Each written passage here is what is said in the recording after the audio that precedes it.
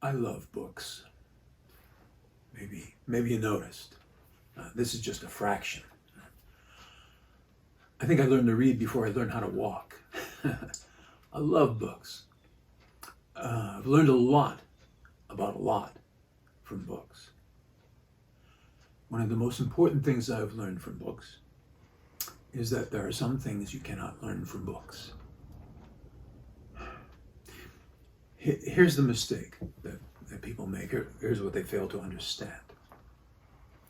That there's a difference between cognitive and psychomotor. Cognitive is knowing. Psychomotor is doing in the real world. Right? Cognitive is in your head. Psychomotor is out there. Right? The experience of reading about a thing is not the same as the experience of doing a thing. I have read lots of books on martial arts, boxing, what else? Horsemanship, swimming, music. And I learned a lot about boxing from reading books on boxing. But I did not learn how to box from books on boxing. I learned how to box from a boxing coach and from the other cats in the gym who were very willing to help me learn how important it was to slip a left hook.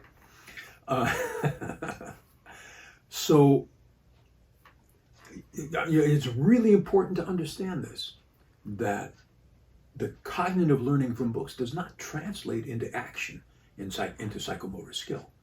It does not. It cannot. Those are two entirely different types of learning. There may be some little overlap in some place, but just a hair's worth, if any. So what you need to learn the skill is to learn the skill. And here's what's important about skill learning.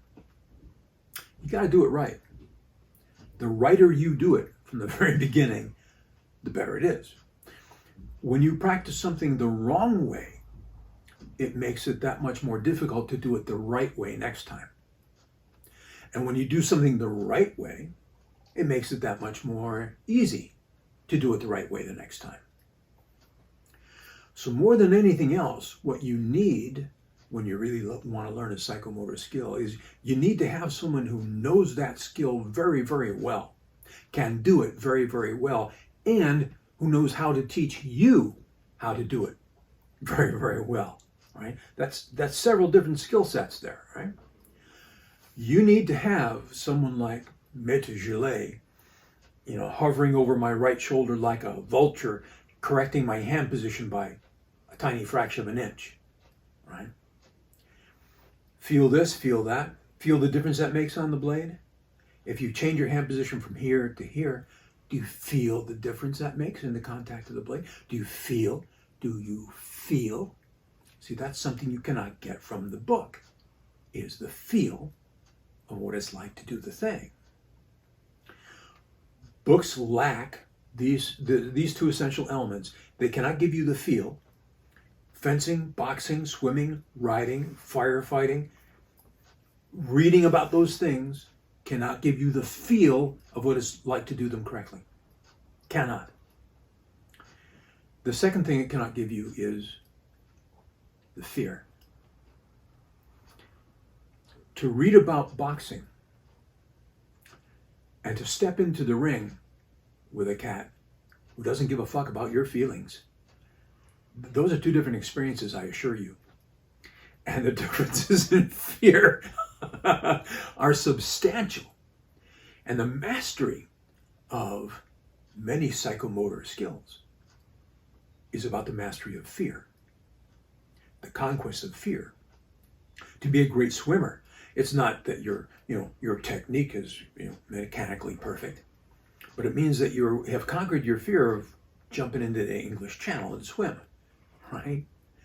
You've conquered your fear of being injured. You've conquered your fear of failure and all that stuff. That's what enables you to do a thing, not just the knowledge of how to do it, but the ability to get past, to have the feel and to get past the fear. That's where that lies. So that's why